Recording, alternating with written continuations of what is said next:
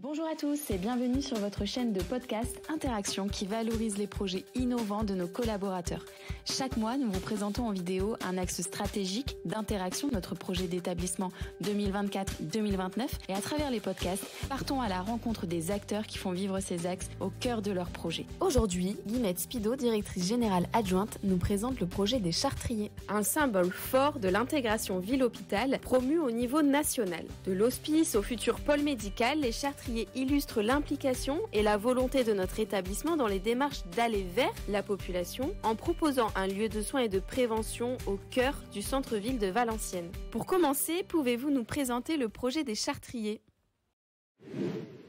Les Chartriers, c'est le centre hospitalier de Valenciennes, des professionnels de santé de ville et également la CPTS de Valenciennes. C'est un projet un petit peu emblématique de ce que souhaite porter l'hôpital dans le cadre de l'axe 5 du projet d'établissement qui est sur l'ouverture de notre hôpital sur l'extérieur. Et donc le projet des Chartriers il est plus axé sur la ville puisque l'objectif c'est de réussir à faire rentrer la ville dans l'hôpital et l'hôpital dans la ville autour d'un projet qui se situera dans le centre-ville de Valenciennes qui permettra de recueillir sur un site unique, des consultations de spécialistes de l'hôpital, des consultations de médecine générale, des secteurs de prévention et des secteurs de formation. La logique, c'est de se dire on est en grande difficulté de démographie médicale actuellement, on sait que ça va l'être encore pour 10 voire 20 ans. Pour ça, c'est d'avoir envie de venir travailler chez nous parce qu'on travaille d'une nouvelle manière avec de la solidarité, de l'entraide. On essaye de mieux capter les patients, donc avec notamment tous les aspects de prévention, avec la volonté donc de mieux les traiter, c'est-à-dire de mieux se coordonner entre nous. On sait qu'aujourd'hui, même si on essaye de travailler du mieux qu'on peut, il nous reste des marges d'amélioration, notamment sur la coordination entre la ville et l'hôpital. Et donc les Chartriers doivent servir ce projet-là, en sachant qu'il s'inscrit également dans un projet un peu plus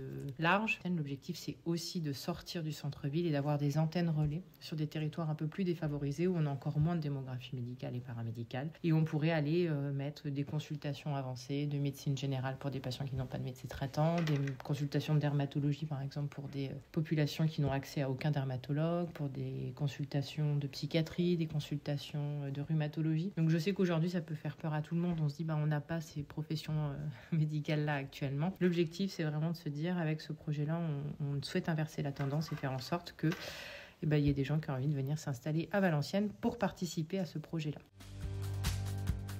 Ce projet émane d'un partenariat fort avec la médecine de ville. Comment va-t-il renforcer encore plus ces liens ville-hôpital et la coordination des parcours de soins ? Comment ça va renforcer les liens ville-hôpital ? Tout naturellement, déjà, on constitue un pôle de coordination ville-hôpital au sein du centre hospitalier de Valenciennes, qui est porté par une chef de pôle médical de Valenciennes et un vice-chef de pôle médical de la ville, les docteurs Closson et docteurs Delobel. Ils doivent justement un petit peu capter les besoins qui seront montés par les professionnels de santé des deux parties, savoir quels sont les irritants actuellement en fait dans le cadre de nos prises en charge. Donc par exemple un patient qui sort d'une hospitalisation avec un nouveau médicament et pour lequel l'infirmière à domicile elle n'a pas eu la connaissance de ce nouveau médicament et donc elle ne le maîtrise pas. Et donc ça serait de se dire il faut qu'on accentue la formation ou en tout cas la coordination entre un secteur de spécialité de l'hôpital et les infirmières de ville pour qu'elles comprennent un peu mieux comment est-ce qu'on met en place cette médication. Ça peut être tout simplement de dire aujourd'hui, on n'a pas accès aux spécialistes de l'hôpital, on passe par le standard et donc c'est compliqué, on n'arrive pas à accéder aux gens. Donc aujourd'hui, on a quelques pistes qui se dégagent. On a déjà mis en place de la téléexpertise avec OmniDoc sur certaines spécialités médicales. L'objectif, c'est vraiment de prendre de tous ces projets-là, un à un, et de les traiter en ayant à la fois des représentants de la ville et des représentants de l'hôpital pour qu'en permanence, on arrive à se faire communiquer ces deux mondes-là qui, jusqu'à maintenant, communiquaient assez peu. Depuis le Covid, communiquent de plus en plus. Et avec les Chartriers, normalement, devrait communiquer encore plus.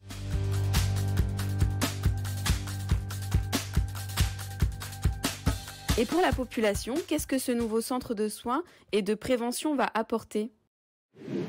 Tout ceci, c'est à la fois avoir plus de professionnels sur le territoire et donc avoir un meilleur taux de couverture de soins, une meilleure offre de soins. Mais c'est également mieux soigner. Toute la philosophie, elle est autour du mieux soigner. Si on veut attirer des gens, c'est en soignant mieux. Et donc pour ça, c'est-à-dire avoir des parcours de prévention avec de la mise en place de programmes de responsabilité populationnelle sur le diabète, l'insuffisance cardiaque. C'est également travailler sur le bien vieillir. Donc c'est vraiment apporter toute cette prévention. On sait qu'aujourd'hui, les indicateurs de santé de nos territoires, ils sont extrêmement dégradés. On a une surmortalité de 20% supérieure à la moyenne nationale, donc ça veut dire qu'il y a 20% de chances de plus de mourir par rapport à la moyenne nationale dans notre territoire, et ça ne va pas aller en s'améliorant du fait de la démographie médicale et paramédicale. Donc c'est vraiment inverser tout ça pour que à la fin du fin, on améliore tous les indicateurs de santé et que notre population soit mieux prise en charge et que leur zone géographique d'habitation ne soit pas un déterminant sanitaire, en tous les cas des indicateurs sanitaires pour leur bassin de vie en fait. Quel que soit notre lieu d'habitation, qu'on arrive à accéder de la même manière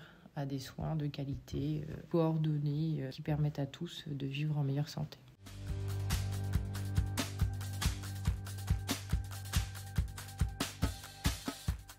Merci Guillemette pour la présentation de ce projet très prometteur. Nous sommes convaincus que cette collaboration et cette mutualisation des forces hospitalières et de la ville permettront d'apporter une réponse optimale aux besoins de santé de la population, mais également aux attentes des professionnels de santé, tous secteurs confondus, et ce sera certainement un véritable atout pour le territoire valenciennois. L'Échartrier, futur centre de soins primaires et de prévention, est un projet novateur entre la ville et l'hôpital, avec un changement profond de l'offre de soins qui s'ouvre à la population du Hainaut-Cambrésis.